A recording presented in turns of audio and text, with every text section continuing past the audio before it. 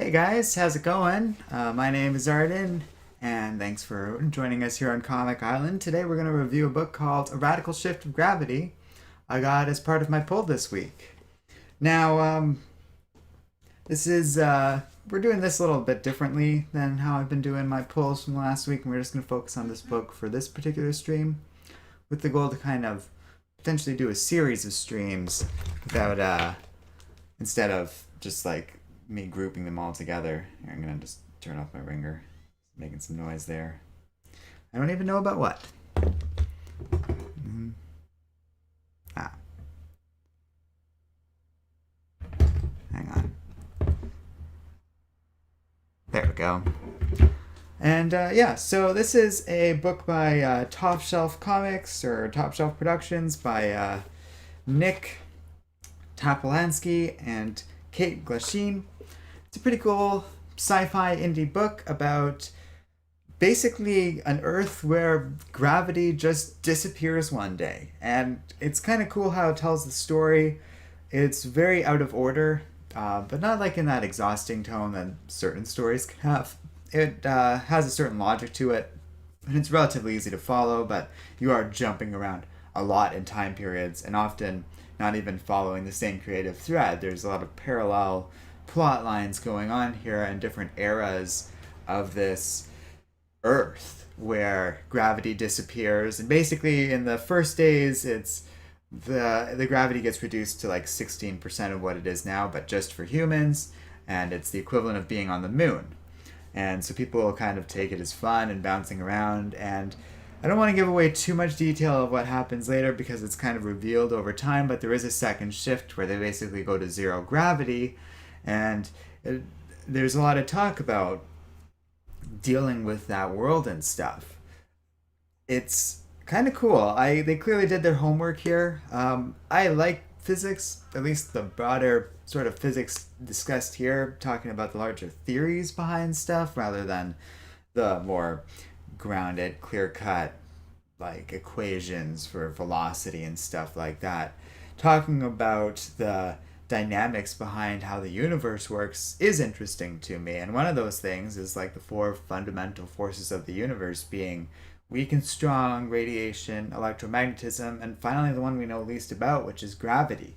And this book, without getting too technical, gets into a lot of the stuff I already know about gravity and kind of explores it in a fictional setting in a way I quite like. So it talks about how, like, because of low gravity, everyone's bodies are getting messed up and they need to exercise in ways they didn't before. They talk about how, like, regular animals are fine, but the human race is affected, along with any objects the humans are, like, the human is carrying that is less mass than the person itself.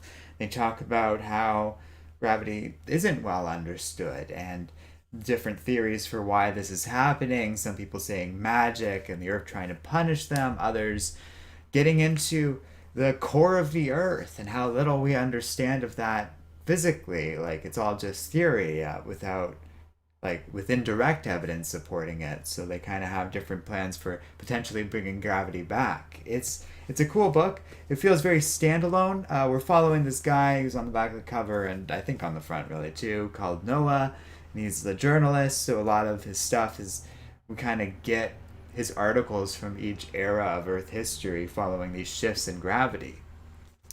What also stands out about it is Kate Glasheen's art is very dreamlike and kind of cool in its qualities. There's a lot of like just ethereal, soft colors to everything, but very imaginative too, and a lot of cool like pastel colors almost or something like that.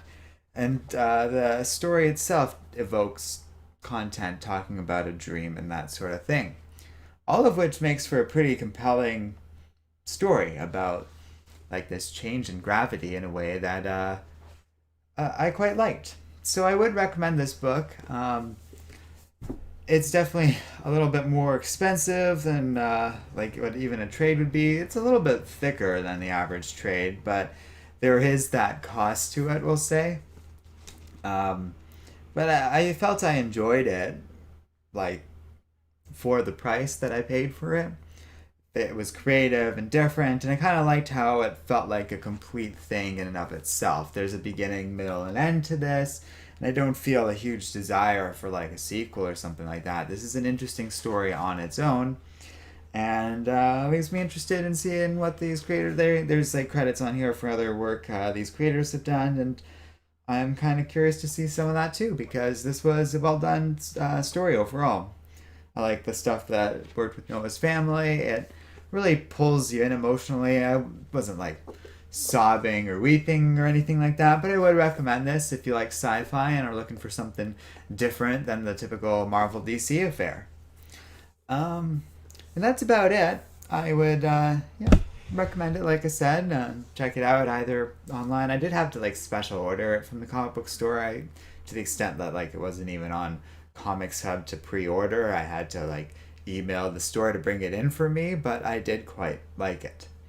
Um, we'll probably leave things there, not because I don't want to like chat with you guys and stuff, but I'm gonna try a bit of an experiment probably today and tomorrow where we do a series of streams that are just reviewing each thing I pulled this week. So expect a lot more Marvel DC content today and tomorrow because a lot of stuff came out. So I don't mind kind of making this short and coming back with more shortly.